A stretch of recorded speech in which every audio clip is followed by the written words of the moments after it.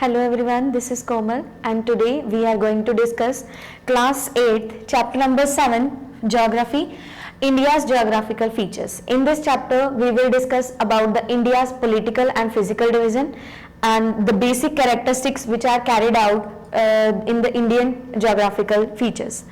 We will also discuss about the neighboring countries of India and neighboring countries map you have to do and paste it in your notebooks. So firstly, I will start this chapter with the description of the political division of India. Firstly, the capital of India is New Delhi, and it is located in continent Asia. What about the neighboring countries? There are 8 neighboring countries of India. Through the map, you can clearly see the first one is Afghanistan and Pakistan. Toward this side, China and Nepal, Bhutan, Bangladesh, and toward the south side, that is Sri Lanka. So according to the direction side, they have given description. Northwest side, Pakistan and Afghanistan. Toward the north side, China, Nepal, Bhutan, and east side, Bangladesh and Bhutan. Then toward the lower side, south side, that is Sri Lanka. So this is the first description for the neighboring countries of India. Then next is, it is the 7th largest country with the largest democracy in the world. You already read about the democracy. What is a democracy? That means you are having the right to vote. You are electing the representative of our country, and afterward that person ruling our country according to the norms and conditions written in the constituency. So it is the 7th largest country with the largest democracy in the world. Then area, which is carried out by 32,87,590 square kilometer. Land of India is 29,73,190 square kilometer. Water is 3,14,400 square kilometer, that is covered by the water surface in India. Latitudinal extent is 37 degree north side, and longitudinal, that is east side, 97 degree. Then length from east to west, from east side to the west side, length is 2,933 kilometer. And if we will talk about the length of north to south, that is 3,214 kilometer. How many states are existed in India? Newly being state is Telangana, and there are 28 total states of India.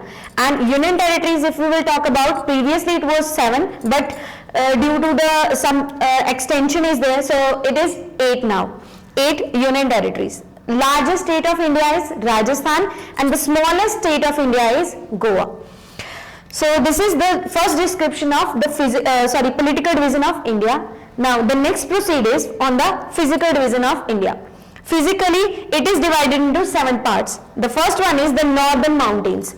Northern mountains, it is given on your book that the northern part of India divided into the Karakoram mountain range, Himalayas further divided into Himadri, and the lesser Himalaya, that is known as Himachal.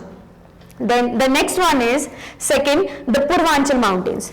Purvanchal mountains include the Shivalik range of mountains, and it is having the height of 900 meters to 1200 meters above sea levels, the height of the mountains. Then the next one is the northern plains. Northern plains, it is having the Ganga Brahmaputra basin, fertile areas in which the people are doing cultivation, or the people, those who are doing their necessary work, they are lying in the northern plain area because it is very fertile and it is easy to do the work here. Then the next thing is, northern plains are further divided into 3 parts: Punjab plain, Ganga plain, and Brahmaputra plains, because people were living on the sides of river from the ancient time. So that's why these areas are much denser than the other areas of the India. Then the Peninsular Plateau is divided into Central Highland and Deccan Plateau. Then the next thing is the Eastern and Western Ghat. Eastern and Western Ghat lies toward this side, toward the south side. This one, the Eastern Ghats, and toward this side is Western Ghat. Both sides are important because on these sides the monsoonal rains are formed, and after entering from this side too, it enters toward the whole parts of India. Then the next division is Thar Desert. Thar Desert, which is located in Rajasthan area here. So this area is totally dry and it is having very less rainfall. Then the next part is the coastal regions. Coastal regions are areas which are located toward the side of the ocean. The Bay of Bengal, Arabian Sea, and this one is the Indian Ocean part. The areas which are located toward the side of the ocean are known as the coastal areas. Coastal areas like this one, Karnataka, Kerala, Tamil Nadu, Andhra Pradesh, the areas, the cities which are located here. Then the next is the islands. Islands, there are total 247 islands existed in India, and out of those 247 islands, 204 are in Bay of Bengal and remaining 43 islands are located in Arabian Sea. And the Gulf of Mannar between India and Sri Lanka, the Andaman and Nicobar Islands are crest of submerged fold mountains that are made of hard volcanic rocks. The Andaman and Nicobar Islands are located on the eastern side of Indian subcontinent in the Bay of Bengal, and the 10-degree channel separates Andaman and Nicobar Island from the sides. I will show you the Andaman and Nicobar Islands are separated by the 10-degree channel from here. Andaman and Nicobar Islands. These are separated by the 10-degree channel here. Then the next is the conservation of forest and wildlife in India. How we can conserve the protected species which are essential for the environment, for the ecological balance. In India, there are a number of wildlife species which are being preserved in wildlife parks, in wildlife sanctuaries, national parks.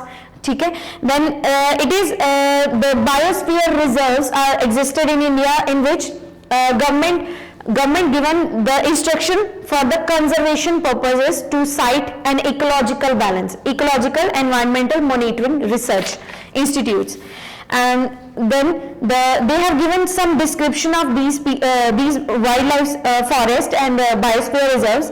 Then they are making provision for habitat protection, publishing a list of protected species, and imposing legal restrictions on the hunting and poaching and trade in wildlife.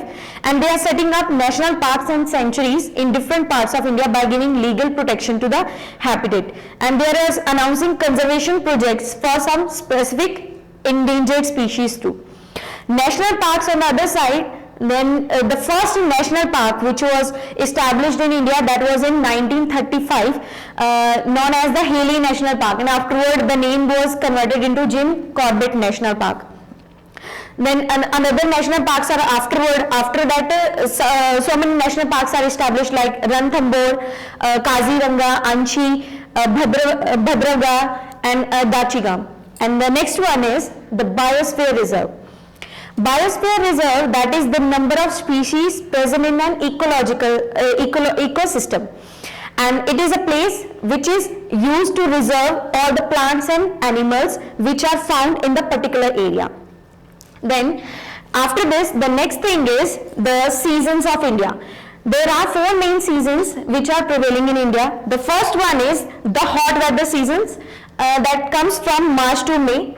And the second one is the southwest monsoon season that comes from June to September.